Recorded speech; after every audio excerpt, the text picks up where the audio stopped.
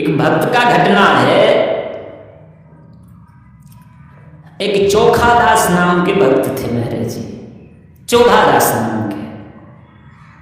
अब चोभा नाम क्यों पड़ा? एक जन्म की कथा है उनका। एक बार एक ब्राह्मण, दोनों पति पत्नी बड़े भगवान के प्रेमी थे महाराज। और प्रेमी होने के कारण क्या हुआ कि एक दिन उनके मन में इच्छा हुआ कि भगवान का जेठ अषाढ़ का समय था, आम का समय था, उनका इच्छा हुआ कि भगवान का आम का आज भोग लगावे ठाकुर जी का। महाराज जी, ब्राह्मण की दंपति कहा कि देखिए पतिदेव, आज हमारी इच्छा है कि जगन्नाथ भगवान का आम का ही भोग लगाया जाए। कहा कि कोई बात नहीं है, तुम्हारा यदि इच्छा हो आम का भोग लगेगा।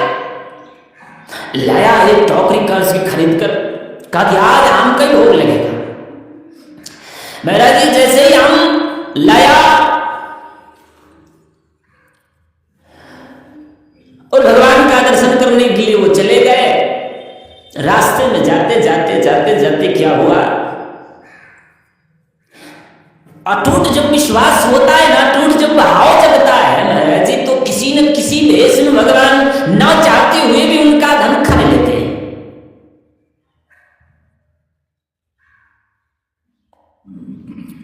भले उनके पूर्वज कितना भी बड़ा शैतान क्यों न हो, कितना बड़ा हैवान क्यों न हो, यदि उनके कुल में भक्त अच्छा भक्त निकल जाता है तो बड़े से बड़े संकल्पी महात्मा को भी संकल्प को तोड़ देते हैं। प्रत्यक्ष नहीं, बाहर की बात तो छोड़िए, गुरु महाराज को हमने देखा, जिनके पूर्वजों ने बोला, लेकिन उनके भक्तों में इतना दम हुआ कि सतगुरु को अपने दरवाजे पे ले गया। बोले सतगुरुदेव की।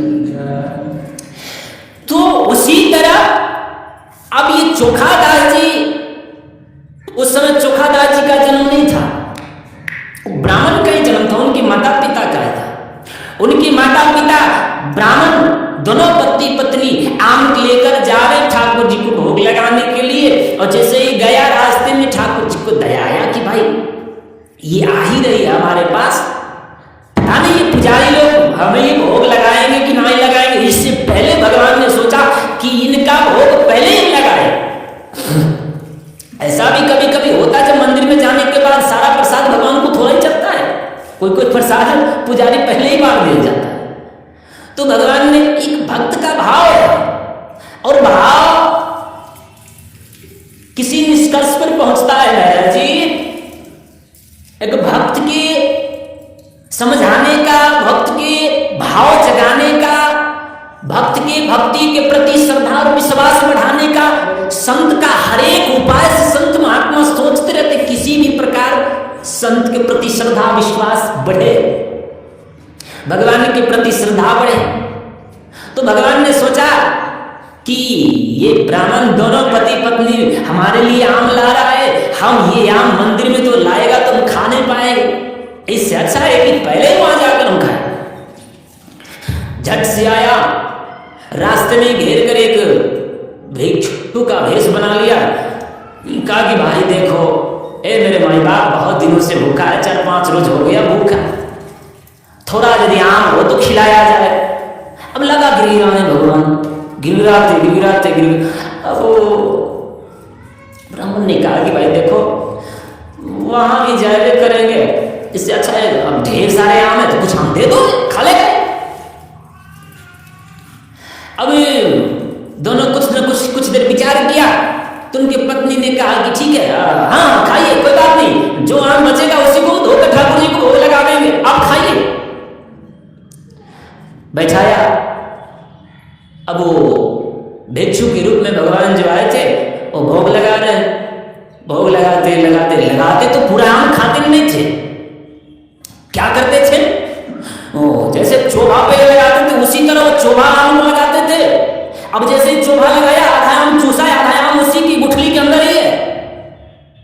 अब वो चोभा लगाया हुआ आम, चोभा लगाया था, चोभा लगाकर ब्राह्मण की पत्नी की खोइछा में जाके आम फेंक देता था। फिर दूसरा आम निकाला, फिर चोभा लगाया, फिर वो आम फेंक दिया, फिर दूसरा आम निकाला। ऐसे करते करते करते करते करते करते बहुत सारे आम खा गया। कहा कि हाँ ब्राह्मण देवता, आज हमारा पेट भर गया। अब वहां से वो जाने लगे। कुछ आम जो बचा था, वो आम खोइछा में जो था, जैसे वहां से दोनों पति पत्नी निकले ठाकुर जी के दर्शन के लिए, भोग लगाने के लिए, जो आम बचा था उन आम को लेकर, तो खोइछा में जैसे ही देखा तो आधे रास्ता पे जाना ही था, लगभग 10-12 किलोमीटर पीछे ही था, तो उनका क्या हुआ, खोइछा भारी लगने लगा, आंचल भारी लगने लगा। अब ये ब्राह्मण की पत्नी ने सोचा कि भाई खोइछा भारी क्यों लग रहा है। वो कह कि आम तो हम थोड़ा ही रखे थे, लेकिन ये भारी जगह लग रहा है। हम 10 आम रखे थे, लेकिन ये तो 15-20-25 आम का भार लग रहा है। अब ये जा रहा है, कुछ दूर आगे जब चला गया तो देखा कि खोइछा में एक सुंदर से बालक खेल रहा था। बोले सदगुरुदेव की। अब सुंदर सा बालक खेलने लगा। कहा कि ये तो बड़े ताज्जुब की बात है भाई, हमने तो आम रखा था, अब इस आम में बालक खेल रहा है। अब दोनों को मन में हुआ कि भाई यदि हम ऐसे ले जाते घर तो हमें बदनामी होगा, लोग हंसेंगे ऐसा, लेकिन ऐसा होता है। हमने कई महापुरुष के नाम सब लोग जानते हैं कि बिना माई बाप के आए, ऐसा झूठ है नहीं। भगवान कुछ भी कर सकते हैं, महापुरुष कुछ भी लीला कर सकते हैं, कुछ भी दिखा सकते हैं, क्योंकि उनका सृष्टि बनाया हुआ है, वो कुछ भी कर सकते हैं, ना के हाँ के ना भी कर सकते। अब उनकी पत्नी ने सोचा कि भाई यदि हम ये ले जाते हैं बच्चा को घर पे, तो लोग हमें कहेंगे कहीं न कहीं से नवजात ये कैसा बच्चा लिया यार, इसका तो अपना बच्चा है नहीं, ये लाया कहां से। इनको तरह तरह की मन में बात उत्पन्न होने लगी। महाराज जी, ब्राह्मण की पत्नी ने सोचा कि ये बच्चा को हम ना ले जाए। एक बरगद के पेड़ था, उस बरगद के पेड़ के नीचे बच्चे को छोड़ दिया और दोनों पति पत्नी चले गए। अब जैसे ही वहां से चले गए, बच्चा को एक चमार जात के चमार कुल के व्यक्ति देखा, लकड़ कटा था, लाकड़ी काटने के लिए गया था, देखा कि बच्चा सुंदर से बच्चा खेल रहा है। कहा कि भाई किसी का बच्चा हो, किसी का बच्चा है, ले जाओ ले जाओ। किसी ने नहीं बोला, नहीं जो बोला तो इनको दया आया कि भाई जंगल में वन खंड में कोई पशु खा जाएगा, कुछ हो जाएगा, ये बच्चा तो है, हम ले जाएंगे, पालेंगे, पोसेंगे। लालन पालन हुआ, कुछ दिन के बाद बच्चा छींटर हुआ। महाराज जी,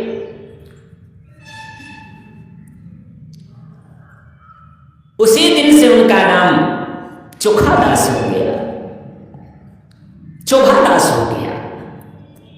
अब ये चोभादास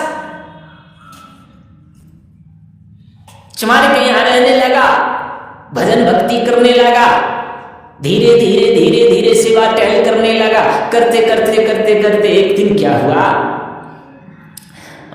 जैसे मंदिर में जाए, सुबह से शाम तक काम करे, शाम को मंदिर में जाए तो कोई आदमी मंदिर में जाने से मना करता था, जाने ही नहीं देता था, कोई आदमी नहीं जाने देता था। ये नीच जात का भाई है, इसको मत जाने दो, छुआ जाएगा, भगवान छुआ जाएगा, बिलगाओ इसको, हटाओ इसको, मार पीट कर बिलगा देता था। एक दिन क्या हुआ, भगवान जगन्नाथ जी का दर्शन करने के लिए चोभादास जी महाराज ने अपने पिता से कहा कि देखिए, आमरी साल बहुत सारे खोबी बैगन हुआ है, बहुत सारे सब्जी हुआ है, ये सब्जी सबसे प्रथम जगन्नाथ भगवान का भोग लगना चाहिए।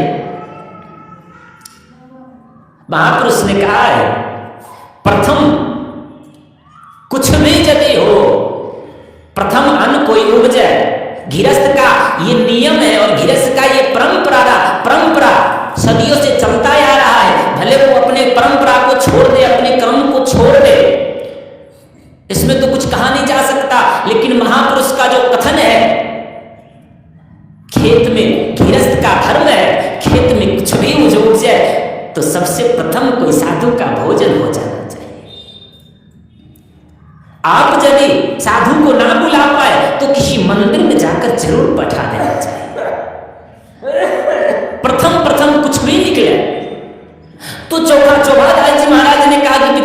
आखिरी साल तो बहुत सारे हुआ है सब्जी, ये सब्जी सबसे प्रथम निकला है ना, ये सब्जी का भोग सबसे प्रथम भगवान का लगना चाहिए। चौभादास जी महाराज ने इतना सारे बैगन, इतना सारे गोभी को तोड़ा, मूली को उखाड़ा, लेकर जगन्नाथ भगवान का दर्शन करने के लिए गए। वहां के जो पुजारी थे, बड़े वेद पाठी पुजारी सब, बड़े विद्वान सब, अब सबके सब लगा लाठी लेकर घर में आए। अच्छो आदमी, तुम मंदिर में क्यों आया? तुम्हारा सामान का भोग नहीं लगेगा, तुम भागो यहां से। बिलगा दिया। भगवान को चौभादास जी महाराज ने बहुत निंदा भला किया, बहुत कुछ कहा। भगवान आप लूले हो, भगवान आप नागर हो, आप पत्थर के पत्थर ही हो, आप में दया नहीं है भगवान। हमने तो समझा था कि भगवान तो हकीकत का होता है, लेकिन आज मैंने देखा तो पत्थर ही पत्थर हो। अब रोते हुए सारे पुजारियों ने बहुत पीटा, बहुत धमकाया, बहुत पीटा। महाराज जी, भक्त का अजीब अजीब परीक्षा होता है, एक परीक्षा नहीं होता है। भक्त का अजीब अजीब परीक्षा होता है, ऐसा ऐसा परीक्षा होता है कि वो भक्त तो कालपुरुष चाहता ही है कि हमारे देश से कोई ना जाए, और न जाने के कारण अजीब अजीब कष्ट देकर भगवान अपने भक्त को उद्धार करते हैं। वैसे भक्त उद्धार होना बड़ा असंभव की बात है महाराज जी। अब इतना कष्ट हुआ, इतना दुख हुआ, सारे गांव के लोग, सारे पुजारी खूब पीटा, पीटते पीटते सोया दवाई सब चलवा दिया। बेचारे चौभादास जी महाराज रोते हुए चिल्लाते हुए आया, कहा कि भगवान तुम पत्थर हो, मैंने समझता था कि तुम हकीकत में जगन्नाथ भगवान हो, लेकिन आज मैंने देखा तुम भगवान नहीं हो, तुम पत्थर के पत्थर ही केवल मूर्ति हो।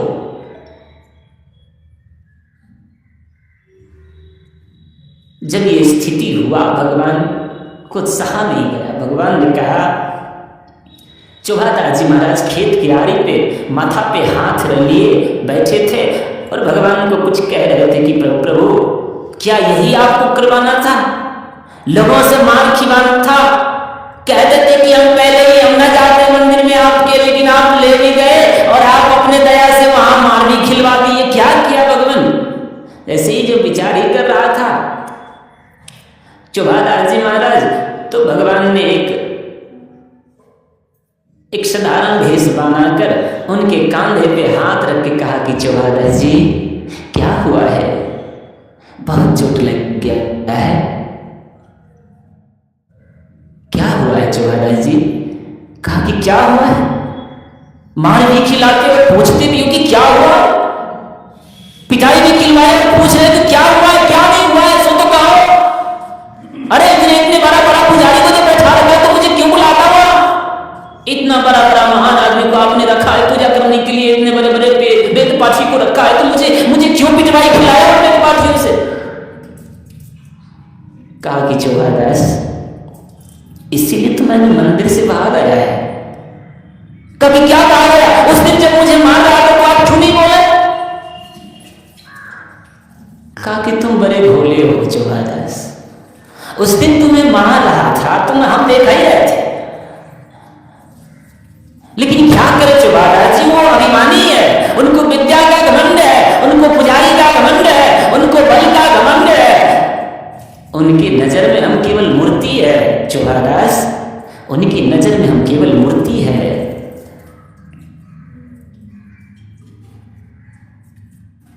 लेकिन तुम्हारे नजर में हम मूर्ति नहीं है चौभादास,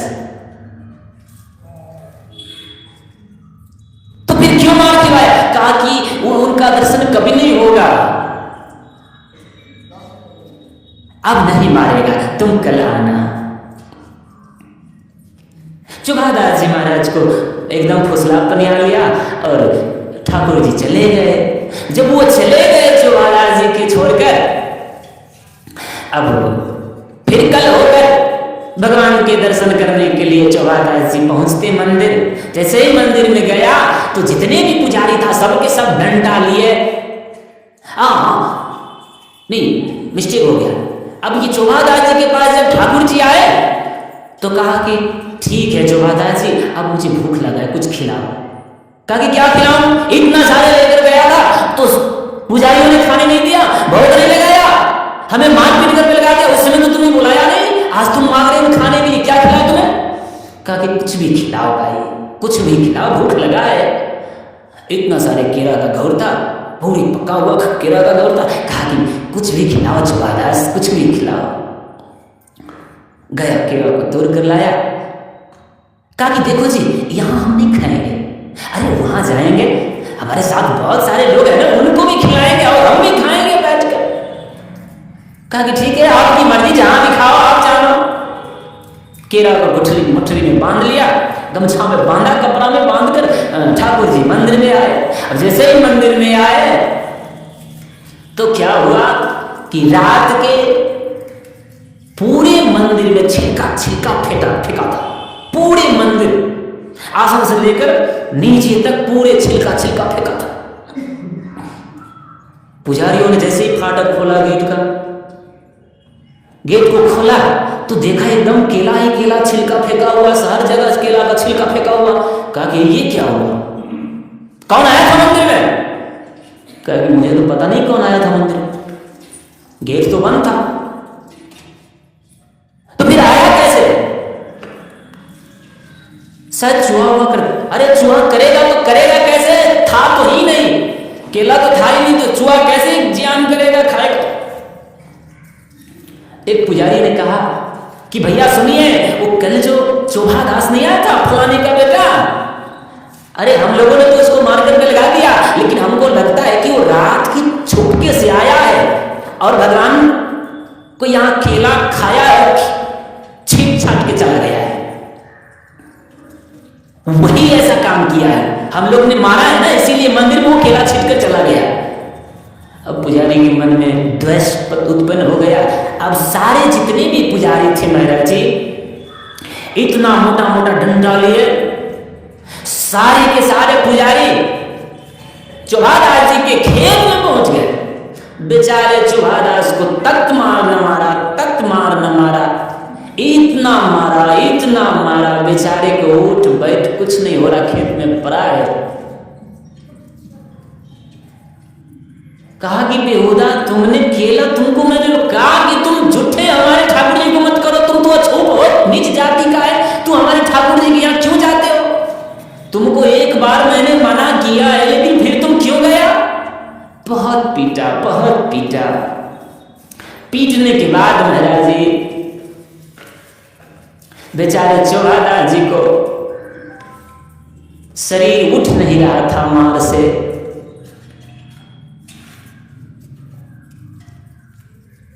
अब इधर क्या हुआ, जैसे ही चौभादास जी को मारने लगा, पुजारियों ने मारा, तो उधर ठाकुर जी का गेट खुद बंद हो गया।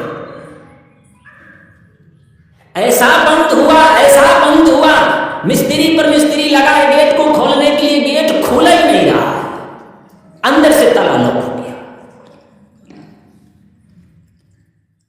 तरह तरह के पंडितों को बुलाया गया, तरह तरह के वेद पाठियों को बुलाया गया कि कुछ न कुछ किया जाए कि ये गेट खुल क्यों नहीं रहा है, गेट आपे आप बंद कैसे हो गया। 2-3 रोज बीत गया, ठाकुर जी का गेट नहीं खुला, जगन्नाथ भगवान उसमें से निकल नहीं पाए, गेट खुला ही नहीं, कोई दर्शन कर पाए नहीं। अंत में जब हार गया सब, कहा कि प्रभु हमें बताओ क्या गलती हमसे हुई है जो आप गेट बंद हो गया है, हमें बताया जाए महाराज क्या गलती हमसे हुआ है, हम लोग तो अज्ञान है, कुछ जानते नहीं है। कहा कि आगे आकाशवाणी हुआ, ऐ मूर्ख। जैसे पंडितों ने बोला और पुजारी ने बोला तो आकाशवाणी हुआ कि ऐ मूर्ख, तुमने इतना बड़ा गलती किया है जिसका मुख से बखान करना ठीक नहीं है। कहा कि क्या हुआ है प्रभु? कहा कि तुमने चौभादास जी को इतना पीटा है ना, इसीलिए मैंने गेट को बंद कर रखा है। तुमने उनको मंदिर में आने से रोका, क्यों रोका, किस लिए रोका?